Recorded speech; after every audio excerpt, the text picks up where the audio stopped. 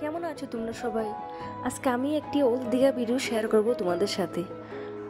বন্ধুরা, দীঘাতে এসে শুধু সমুদ্র সৈকতে নয়, মন্দিরও দর্শন করতে পারবে তোমরা। এবং দীঘাতে এসে আমরা মন্দির দর্শন করার সাথে সাথে বার্থডেও সেলিব্রেশন করেছি। কিভাবে করেছি তা তোমাদের সবটাই বলবো, এবং সাথে একটি ভালো সুস্বাদু খাবারের রেস্টুরেন্টের নামও বলবো। তাই আর দেরি না করে ছটফট তোমরা আমার চ্যানেলটি সাবস্ক্রাইব করে নাও। বন্ধুরা, দিনটি ছিল 14 এপ্রিল। ওই দিন ছিল একটি স্পেশাল দিন, কারণ ওই দিন ছিল আমার হাজব্যান্ডের জন্মদিন এবং আমাদের দীঘার ট্যুরের 3য় দিন। তাই সকালবেলা ঘুম থেকে উঠে চলে গেলাম ওল্ড দীঘার দিকে। ওল্ড দীঘাতে আর যাইনি, এবং যাওয়ার সময় জগন্নাথ মন্দির পেয়ে গেলাম রাস্তার পাশে। যদিও মন্দিরটি প্রস্তুত হয়নি তখন, কিন্তু মন্দিরটি ছিল দেখতে খুব সুন্দর, একদম পুরীর জগন্নাথ মন্দিরের মতন দেখতে প্রায়। তারপর ওল্ড দীঘাতে গিয়ে আমরা নিতান্ত কিছুটা সময় কাটালাম।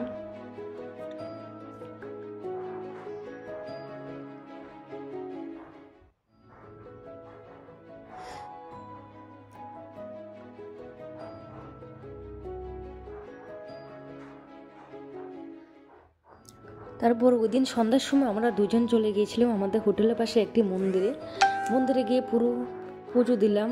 খুব সুন্দর একটা হনুমানজি মন্দির ছিল ওইখানে।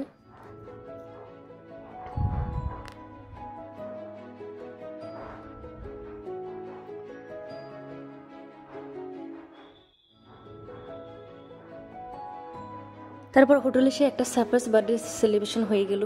আমার হাজব্যান্ড তো বুঝতেই পারলো না আমরা যে দীঘাতে এসে ওর জন্য বার্থডে কেকের আয়োজন করব।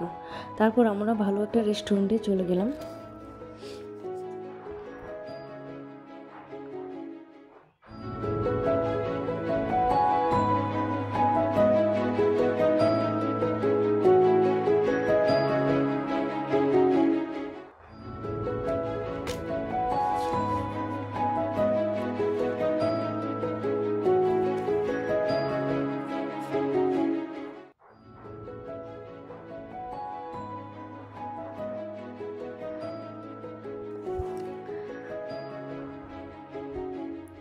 রেস্টুরেন্টের নাম ছিল ভরপেট। খাবারগুলো ছিল দারুণ সুস্বাদু।